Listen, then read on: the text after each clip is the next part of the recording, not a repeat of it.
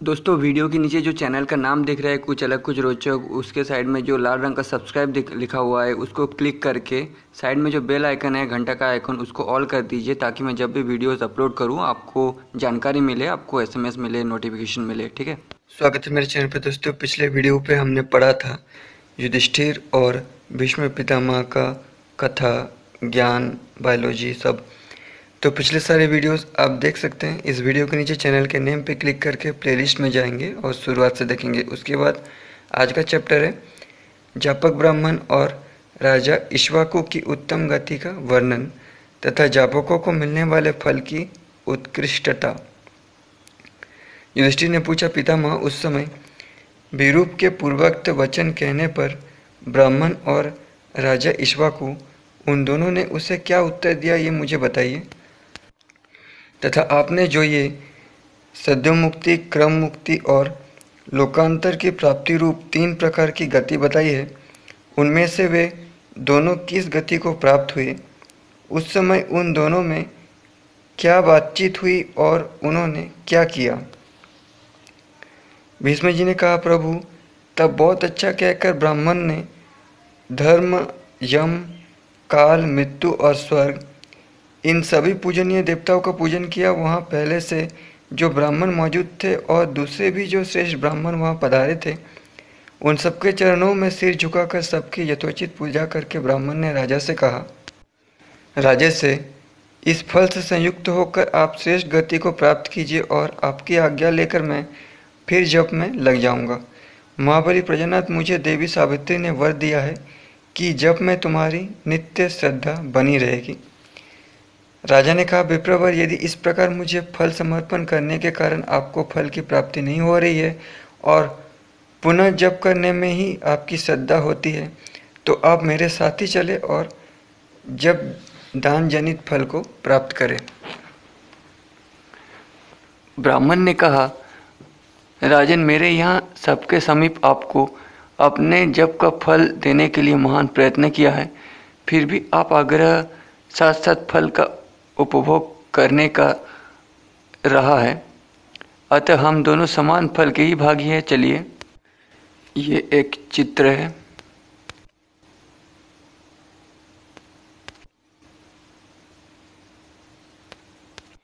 चलिए जहाँ तक हम दोनों की गति हो सके साथ साथ चले। भीष्म जी कहते हैं, राजन उन दोनों का वहाँ ऐसा निश्चय जानकर संपूर्ण देवताओं तथा लोकपालों के साथ देवराज इंद्र उस स्थान पर आए। उनके साथ साध्यगण, विश्वदेव गण और मरुदगण भी थे। बड़े बड़े वाद्य बज रहे थे। नदियाँ, पर्वत, समुद्र, नाना प्रकार के तीर्थ, तपस्या, संयोग विधि, वेद, स्तोभ, शामगान की पूर्ण के लिए बोले जाने वाले अक्षर, हाय, हावु इत्यादि, सरस्वती, नारद, पर्वत, विश्वावसु, हाहा, हु, परिवार सहित चित्रसेन, गंधर्व, नाग, सिद्ध, मुनि, देवादिदेव, प्रजापति ब्रह्मा, सहस्त्र मस्तक वाले शेष नाग तथा अचिंत्य देव भगवान विष्णु भी वहाँ पधारे। प्रभु उस समय आकाश में भेरिया और तुरही आदि बाजे बज रहे थे। वहाँ उन महात्माओं पर दिव्य फूल की वर्षा होने लगी। झुंड की झुंड अप्सराएं सब और नृत्य करने लगी। तदनंतर मूर्तिमान स्वर्ग ने ब्राह्मण से कहा, महाभाग तुम सिद्ध हो गए। फिर राजा से कहा, नरेश्वर तुम भी सिद्ध हो गए। राजन तदनंतर वे दोनों एक दूसरे का उपकार करते हुए एक साथ हो गए। उन्होंने एक ही साथ अपने मन को विषयों की ओर से हटा लिया। तदनंतर प्राण, अपान, उदान, सपान और व्यान इन पांचों प्राण वायु को हृदय में स्थापित करके इस प्रकार स्थित हुए। उन दोनों ने मन को प्राण और अपान के साथ मिला दिया। भौं के नीचे नासिका के अग्रभाग पर दृष्टि रखते हुए मन सहित प्राण अपान को उन्होंने दोनों भौं के बीच में स्थिर किया। इस प्रकार मन को जीतकर दृष्टि को एकाग्र करके उन दोनों ने प्राण सहित मन को सुषुम्ना मार्ग द्वारा मूर्धा से स्थापित कर दिया। फिर वे दोनों समाधि में स्थित हो गए। उस समय उन दोनों के शरीर जड़ की भांति चेष्टाहीन हो गए। इसी समय महात्मा ब्राह्मण के तालु देश का भेदन करके एक ज्योतिर्मय विशाल ज्वाला निकली और स्वर्ग की ओर चली गई। फिर तो संपूर्ण दिशाओं में महान कोलाहल मच गया। उस ज्योति की सभी लोग स्तुति करने लगे। तो भीष्म पितामह किसी और से या किसी साधु से जो सुना है वही बता रहे, सुन के। प्रजानाथ आदेश के बराबर लंबे पुरुष का आकार धारण किए वो तेज पुंजा ब्रह्मा जी के पास पहुंचा। तब ब्रह्मा जी ने आगे बढ़कर उनका स्वागत किया। ब्रह्मा जी ने उस तेजोमय पुरुष का स्वागत करने के पश्चात पुनः उनसे मधुर वाणी में इस प्रकार कहा, विप्रवर, योगियों को जो फल मिलता है निसंदेह वही फल जब करने वालों को भी प्राप्त होता है। योगियों को जिस फल की प्राप्ति होती है वो इन सभासदों ने प्रत्यक्ष देखा है, किंतु जापकों को उनसे भी श्रेष्ठ फल प्राप्त होता है। ये सूचित करने के लिए ही मैंने उठकर तुम्हारा स्वागत किया है। अब तुम मेरे भीतर सुखपूर्वक निवास करो। इतना कहकर ब्रह्मा जी ने उसे पुनः तत्वज्ञान प्रदान किया। आज्ञा पाकर वो ब्राह्मण तेज रोग शोक से मुक्त हो ब्रह्मा जी के मुखारबिंद से प्रविष्ट हो गया। राजा इक्ष्वाकु भी उस श्रेष्ठ ब्राह्मण की ही भांति विधि पूर्वक भगवान ब्रह्मा जी के मुख विहार में प्रविष्ट हो गए। तदनंतर देवताओं ने ब्रह्मा जी को प्रणाम करके कहा, भगवान, आपने जो आगे बढ़कर इस ब्राह्मण का स्वागत किया है, इससे सिद्ध हो गया कि जापकों को योगियों से भी श्रेष्ठ फल की प्राप्ति होती है। इस जापक ब्राह्मण को सद्गति देने के लिए ही आपने ऐसा उद्योग किया था। इसी को देखने के लिए हम लोग भी आए थे। आपने इन दोनों का समान रूप से आदर किया और ये दोनों ही एक ही स्थिति में पहुंचकर आपके समान फल के भागी हुए हैं। आज हम लोगों ने योगी और जापक के महान फल को प्रत्यक्ष देख लिया। वे संपूर्ण लोगों को लांघकर जहां उनकी इच्छा हो जा सकते हैं। ब्रह्मा जी ने कहा, देवताओं, जो महास्मृति तथा कल्याणमयी अनुस्मृति का पाठ करता है वो भी इसी विधि से मेरा सालोक्य प्राप्त कर लेता है। जो योग का भक्त है वो भी देहत्याग के पश्चात इसी विधि से मेरे लोगों को प्राप्त कर लेता है। इसमें संशय नहीं है। अब तुम सब लोग अपनी अभिष्ट सिद्धि के लिए अपने अपने स्थान को जाओ। मैं तुम लोगों का अभिष्ट साधन करता रहूँगा। भीष्म जी कहते हैं, राजन, ऐसा कहकर ब्रह्मा जी वहीं अंतर्ध्यान हो गए। देवता भी उनकी आज्ञा पाकर अपने अपने स्थान को चले गए। फिर वे सभी महात्मा धर्म को सत्कार पूर्वक आगे करके प्रश्नचित हो पीछे पीछे चल दिया। महाराज, जैसा मैंने सुना था उसके अनुसार जापकों को मिलने वाले उस उत्तम फल और गति का वर्णन किया। अब तुम और क्या सुनना चाहते हो? ये भीष्म पितामह युधिष्ठिर से कह रहे हैं। नेक्स्ट चैप्टर बृहस्पति के प्रश्न के उत्तर में मनु द्वारा कामनाओं के त्याग की एवं ज्ञान की प्रशंसा तथा परमात्मा तत्व का निरूपण। युधिष्ठिर ने पूछा, पितामह, ज्ञान योग का, वेदों का तथा वेदोक्त नियम का क्या फल है? समस्त प्राणियों के भीतर रहने वाले परमात्मा का ज्ञान कैसे हो सकता है, ये मुझे बताइए। भीष्म जी ने कहा, राजन, इस विषय में प्रजापति मनु तथा महर्षि बृहस्पति के संवाद रूप प्राचीन इतिहास का उदाहरण दिया जाता है। एक समय की बात है, देवताओं और ऋषियों की मंडली में प्रधान महर्षि बृहस्पति ने प्रजाओं के श्रेष्ठतम प्रजापति गुरु मनु को शिष्य भाव से प्रणाम करके ये प्राचीन प्रश्न पूछा। फिर से एक चित्र है यहाँ पे।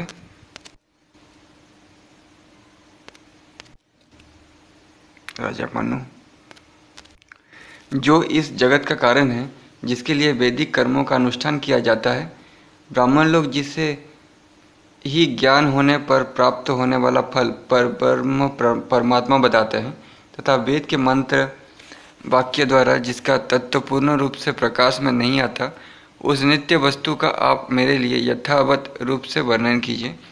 अर्थशास्त्र, वेद और मंत्र को जानने वाले विद्वान पुरुष अनेकानेक महान यज्ञों और गोदानों द्वारा जिस पुण्यमय फल की उपासना करते हैं, वो क्या है, किस प्रकार प्राप्त होता है और कहाँ उसकी स्थिति है? भगवान पृथ्वी, पार्थिव पदार्थ, वायु, आकाश, जल जंतु, जल द्युलोक और देवता जिससे उत्पन्न होते हैं, वो पुरातन वस्तु क्या है, ये मुझे बताइए। मनुष्य को जिस वस्तु का ज्ञान होता है उसी को वो पाना चाहता है और पाने की इच्छा उत्पन्न होने पर उसके लिए वह प्रयत्न आरंभ करता है। परंतु मैं तो उस पुरातन परमोत्कृष्ट वस्तु के विषय में कुछ जानता ही नहीं हूँ। फिर उसे पाने के लिए झूठा प्रयत्न कैसे करूँ? मैंने ऋक्, साम और यजुर्वेद का तथा छंदों का अर्थात अर्थवेद का एवं नक्षत्रों की गति, निरुक्त, व्याकरण, कल्प और शिक्षा का भी अध्ययन किया है, तो भी मैं आकाश आदि पांचों महाभूतों के उपादान कारण को न जान सका।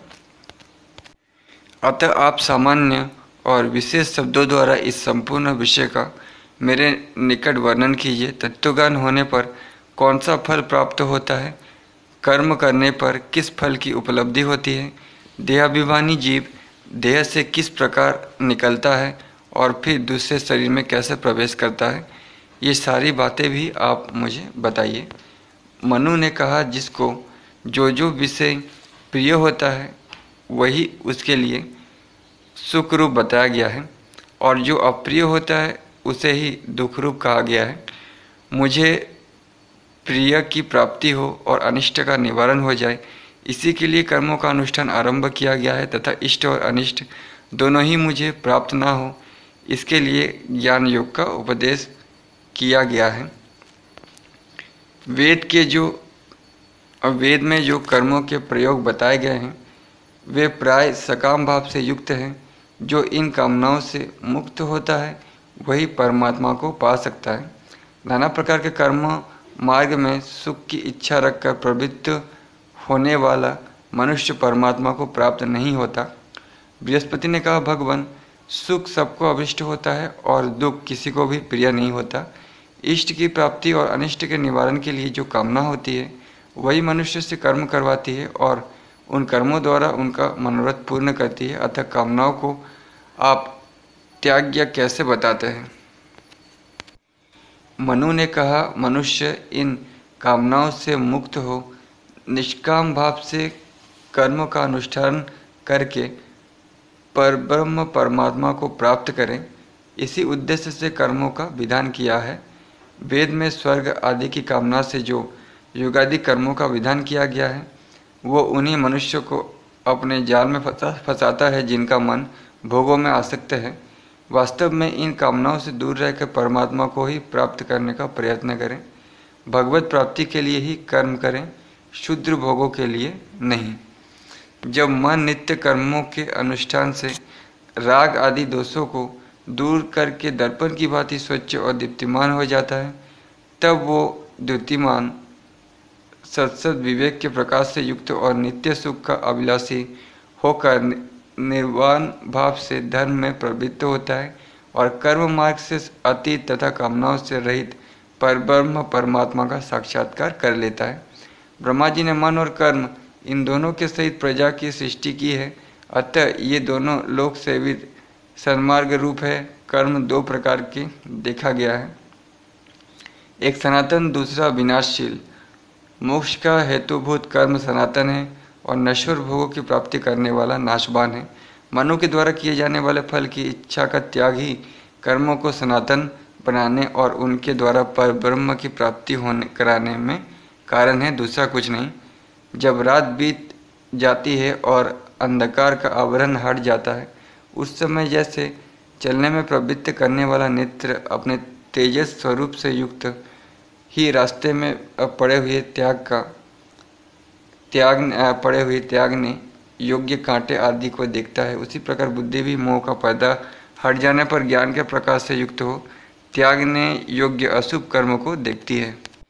मनुष्य जब जान लेते हैं कि रास्ते में सर्प है, कुशों के कांटे हैं और कुएं हैं, तब उनसे बचकर निकलते हैं। जो नहीं जानते हैं ऐसे कितने ही पुरुष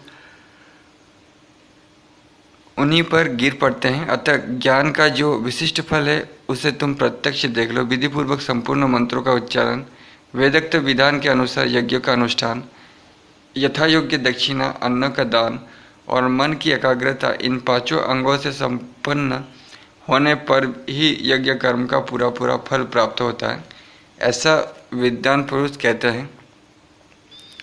वेदों का कहना है कि कर्म त्रिगुणात्मक होते हैं, अर्थात सात्विक, राजस और तामस भेद से तीन प्रकार के होते हैं। इसलिए मंत्र भी सात्विक आदि भेद से 3 प्रकार के ही होते हैं, क्योंकि मंत्रोच्चारण पूर्वक ही कर्म का अनुष्ठान किया जाता है। इसी तरह उन कर्मों की विधेय उनके लिए किया जाने वाला कार्य, मन के द्वारा अभिष्ट फल की सिद्धि और उसका भोक्ता देहाभिमानी जीव, ये सभी 3 प्रकार के होते हैं। शब्द, रूप, पवित्र रस, सुखद स्पर्श और सुंदर गंध, ये ही कर्मों के फल हैं। किंतु इस शरीर में स्थित हुआ मनुष्य इन फलों को प्राप्त करने में समर्थ नहीं है। कर्मों के फलों की प्राप्ति जो उनका फल भोगने के लिए प्राप्त शरीर में होते हैं, वो देवाधीन है। जीव शरीर से जो अशुभ या शुभ कर्म करता है, शरीर से युक्त हुआ ही उसके फलों को भोगता है, क्योंकि शरीर ही सुख और दुख भोगने का स्थान है। मनुष्य वाणी द्वारा जो कोई कर्म करता है, उसका सारा फल वो वाणी द्वारा ही भोगता है, और मन से जो कुछ कर्म करता है, उसका फल यह जीवात्मा मन के साथ हुआ मन से ही भोगता है। फल की इच्छा रखने वाला मनुष्य कर्म के फल में आसक्त ही हो जैसे जैसे गुण वाला सात्विक, राजस तथा तामस कर्म करता है, वैसे ही वैसे गुणों से प्रेरित होकर इसे उस कर्म का शुभाशुभ फल भोगना पड़ता है। जैसे मछली जल के बहाव के साथ बह जाती है, उसी प्रकार मनुष्य पहले के किए हुए कर्मों का अनुसरण करता है। उसे उस कर्म प्रवाह में बहना पड़ता है, परंतु उस दशा में वो श्रेष्ठ देहधारी जीव शुभ फल मिलने पर जो संतुष्ट होता है और अशुभ फल प्राप्त होने पर दुखी हो जाता है, ये उसकी मूर्ता ही तो है, जिससे इस संपूर्ण जगत की उत्पत्ति हुई है। जिसे जानकर मन को वश में रखने वाले ज्ञानी पुरुष इस संसार को लांघ कर परम पद प्राप्त कर लेते हैं, तथा वेद के मंत्र वाक्यों द्वारा जिसका तात्विक स्वरूप पूर्णतः आका प्रकाश में नहीं आता, उस सर्वोत्कृष्ट वस्तु का मैं वर्णन करता हूँ, सुनो। वो अनिर्वचनीय वस्तु नाना प्रकार के रस और भांति भांति के गंध से रहित है। शब्द, स्पर्श एवं रूप से भी शून्य है। मन, बुद्धि और वाणी द्वारा भी उसका ग्रहण नहीं हो सकता। वह अव्यक्त, अद्वितीय तथा रूप रंग से रहित है, तथापि उसी ने प्रजा के लिए रूप, रस आदि 5 विषयों की सृष्टि की है। वह ना तो स्त्री है, ना पुरुष है और ना नपुंसक है, ना सत्य है, ना असत्य है और ना सदसत उभय रूप ही है। ब्रह्मज्ञानी पुरुष ही उसका साक्षात्कार करते हैं, उसका कभी क्षय नहीं होता, इसलिए वो अविनाशी पर ब्रह्म परमात्मा अक्षर कहलाता है। इस बात को अच्छी तरह समझ लो। अमृत का और बुद्धि आदि प्राकृतिक पदार्थ का विवेचन तथा उसके साक्षात्कार का उपाय। मनु कहते हैं, बृहस्पति, अविनाशी परमात्मा से आकाश, आकाश से वायु, वायु से अग्नि, अग्नि से जल और जल से ये पृथ्वी उत्पन्न हुई है। इस पृथ्वी में ही संपूर्ण पार्थिव जगत की उत्पत्ति होती है।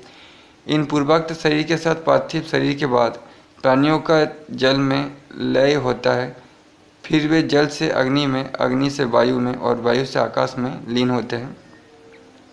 आकाश से सृष्टि काल में फिर वे पूर्वोक्त क्रम से उत्पन्न होते हैं, परंतु जो ज्ञानी है वे मोक्ष स्वरूप परमात्मा को प्राप्त हो जाते हैं। उनका पुनः इस संसार में जन्म नहीं होता।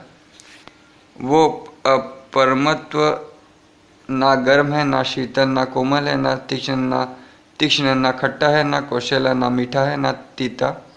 शब्द, गंध और रूप से भी वो रहित है। उसका स्वरूप सबसे उत्कृष्ट और विलक्षण है।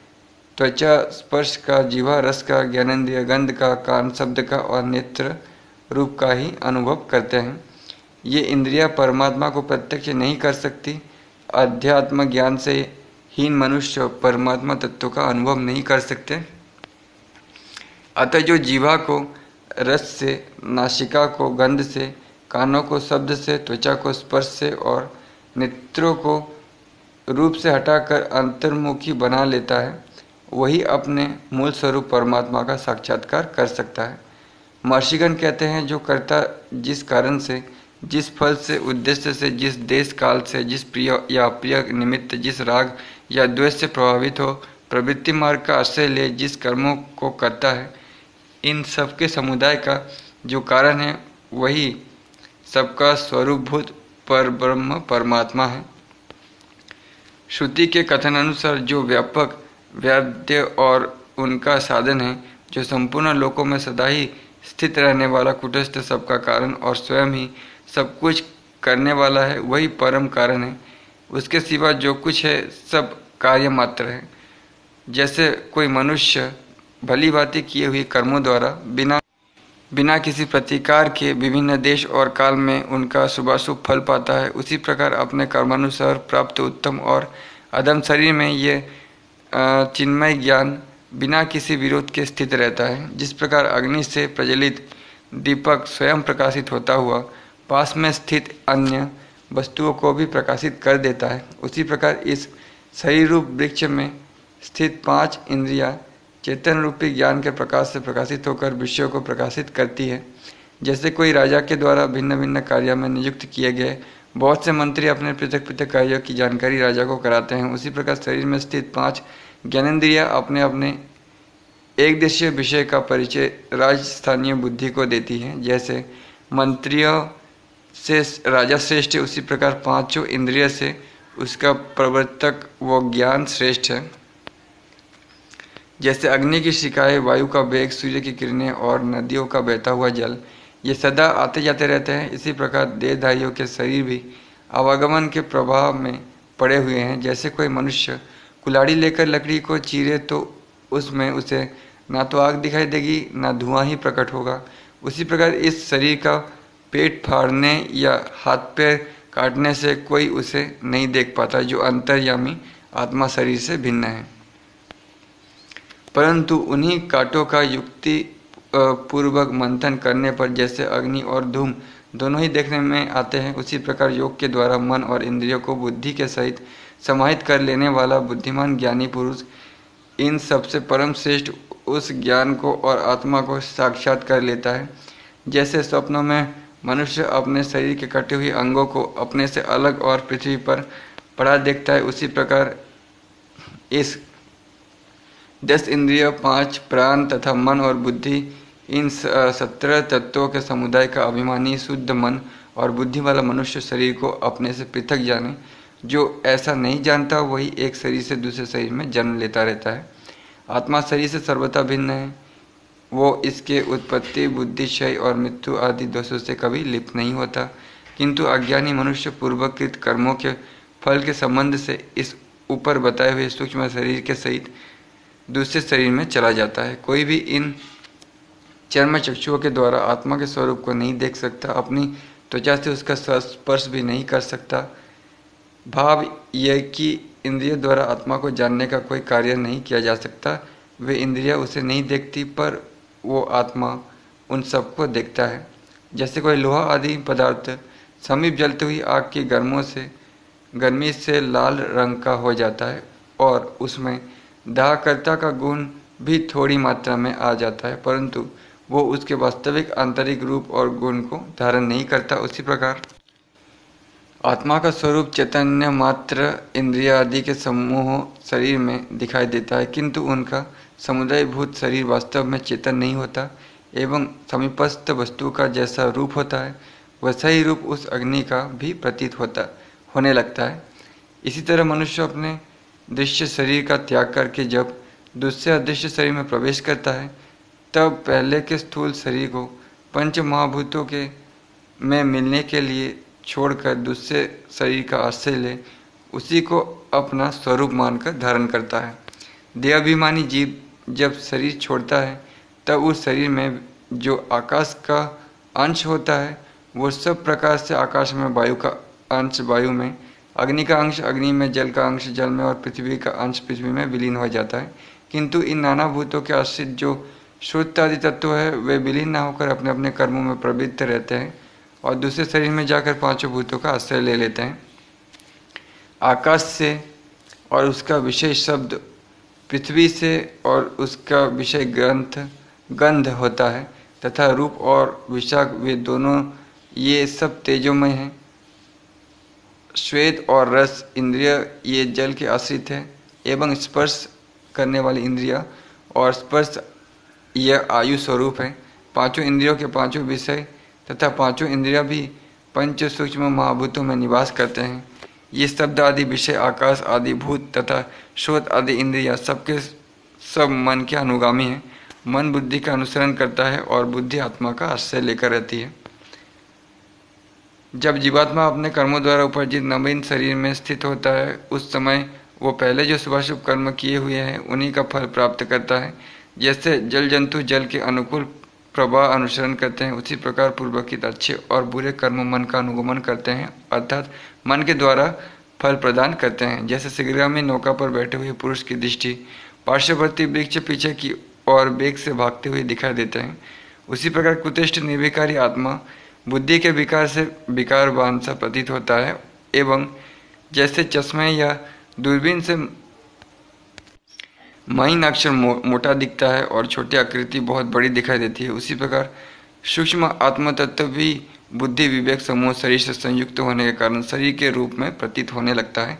तथा जैसे स्वच्छ दर्पण अपने मुख का प्रतिबिंब दिखा देता है, उसी प्रकार शुद्ध बुद्धि में आत्मा का स्वरूप झांकी उपलब्धि हो जाती है। नेक्स्ट चैप्टर शरीर इंद्रिय और मन बुद्धि से अतिरिक्त आत्मा के नित्य सत्ता का प्रतिपादन।